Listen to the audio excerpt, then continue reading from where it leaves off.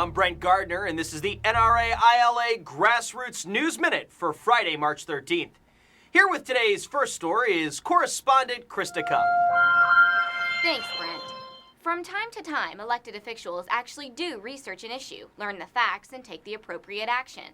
Such is the case with efforts to scrap Canada's multi-billion-dollar ineffective gun registry.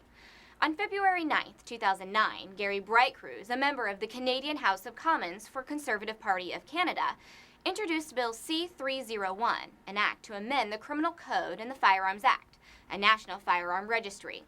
This private member's bill would bring an end to Canada's much-maligned long gun registry. According to a recent article in Canada's nationalpost.com, when the National Long Gun Registry was introduced some 14 years ago, Mr. Brightcrews actually believed the onerous gun registry would help make Canada safer. Now he knows better. Brightcrews says, after many years of research, consultation, and more than 600 access to information requests as a member of Parliament, I now know that nothing could be further from the truth. The gun registry has not saved one life in Canada, and it has been a financial sinkhole estimated to have cost some $2 billion. Imagine how many more police we could have on the streets if we had invested more wisely. We need to dismantle the wasteful, futile registry and abandon the notion that this political pacifier is working. But most importantly, we need to stop placing onerous regulations on duck hunters and sport shooters who are not a part of Canada's criminal element. Well said, Mr. Brightcrews. And now, back to you, Brent. Thanks, Krista. And now for the outrage of the week. In what seems to be becoming standard operating procedure for our country's educational system, this week's outrage comes from Central Connecticut State University. In yet another case of zero tolerance, zero common sense, a professor reported one of her students to the police after he gave a class presentation on why law-abiding students and teachers who possess valid concealed carry permits should be allowed to carry concealed firearms on campus.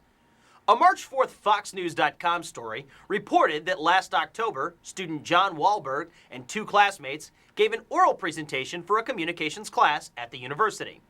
The assignment required students to discuss a relevant issue in the media. In their presentation, Wahlberg and the other two students argued that many lives might have been saved in the midst of the April 2007 Virginia Tech shooting massacre if professors and students had been able to defend themselves by legally carrying a concealed firearm.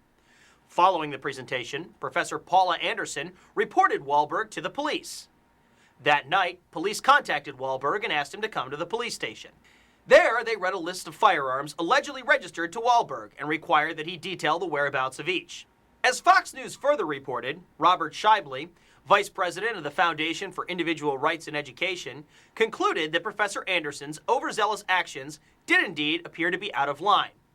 If you go after students for just discussing an idea, that goes against everything a university is supposed to stand for.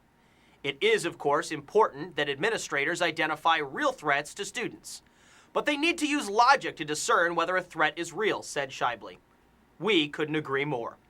For more information on these stories and up-to-date legislative alerts, please visit www.nraila.org.